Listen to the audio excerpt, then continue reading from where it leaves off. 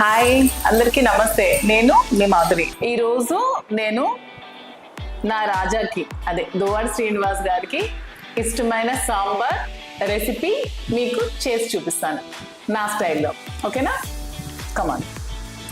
శ్రీనివాస్ గారికి నేను చేసిన సాంబార్ అంటే చాలా ఇష్టం. యాక్చువల్లీ నేను చేసిన వంటలన్నీ ఇష్టమే. నేను వంటలు బాగానే చేస్తాను. ఫస్ట్ ఆనియన్స్ కట్ చేసుకుందాం.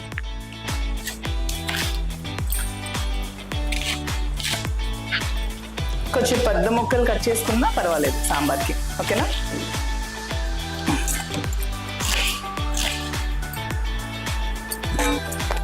ఇప్పుడు ములక్కాడలు కట్ చేసుకుందాం.